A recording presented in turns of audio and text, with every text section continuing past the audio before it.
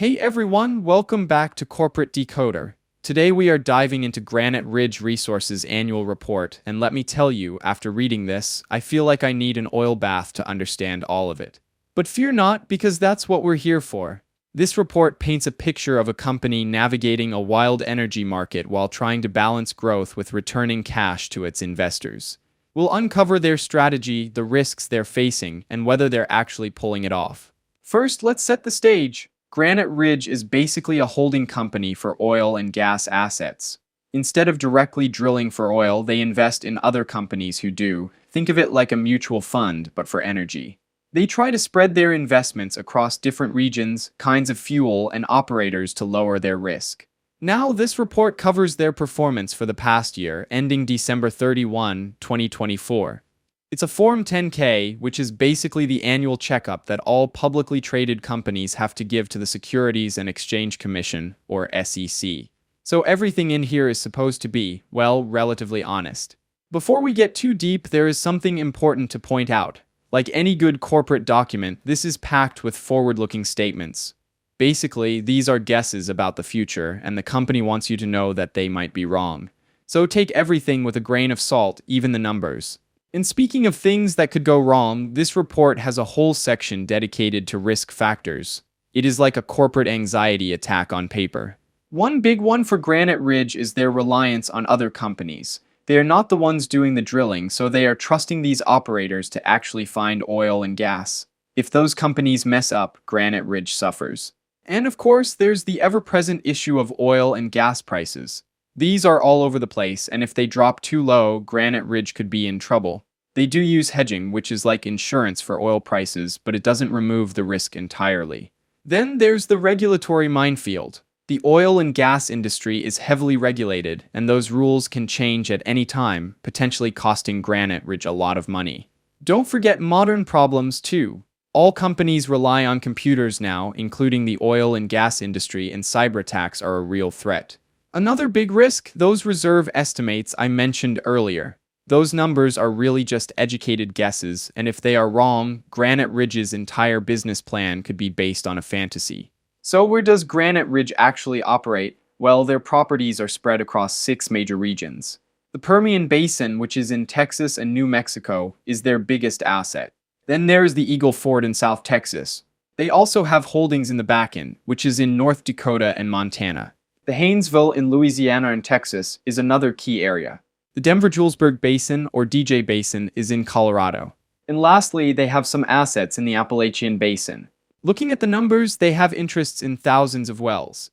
To summarize, they are sitting on an average daily production of almost 25,000 barrels of oil equivalent per day, and their proved reserves are over 54 million barrels of oil equivalent. Oil makes up about 52% of that, and about 72% of those reserves are already producing. So how does Granite Ridge actually make money? Well, they have a multi-pronged strategy. First, they try to diversify, spreading their investments around to minimize risk. Second, they focus on finding deals that will actually add value, often by finding smaller, less competitive opportunities. Third, they are aiming to keep their debt under control. This is important in a volatile industry like oil and gas. And fourth, they pay a quarterly dividend to their shareholders. It is basically a promise to return some of the profits back to the investors. Finally, they hedge their bets by using financial instruments to protect against sudden price drops. Now for the financial part of the show. I am scrolling to page 57 so you can see the numbers I will mention. Their revenue was about $380 million for the past year, which is actually down a bit from the year before. They are not making as much as last year, but that's part due to those oil and natural gas prices dropping. While they're raking in less revenue, they are also managing to control costs, so their profits aren't impacted as badly. For every barrel of oil equivalent that they produce, it costs about $6.29 to operate. Those are their lease operating expenses. Now I'm going to go a bit deeper into what can affect these numbers, their commodity prices, and what might affect the operations. But first I want to touch on cybersecurity a little more.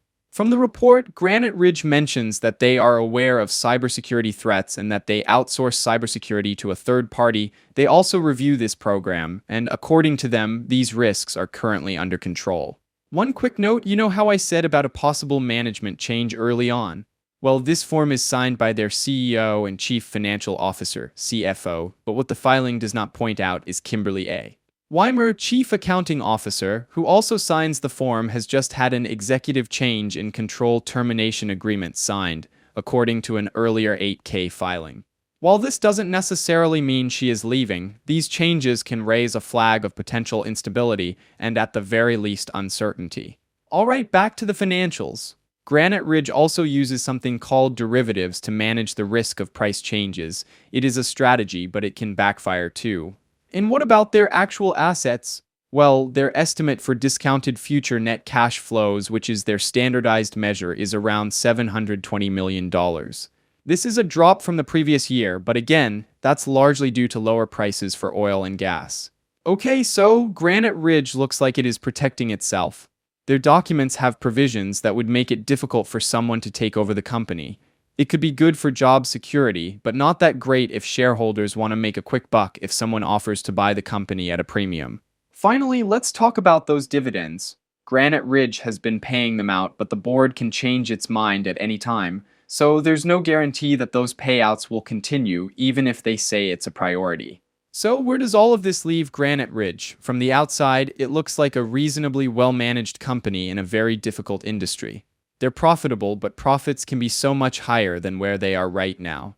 They're trying to balance growth with returning cash to shareholders, and that's a tough balancing act.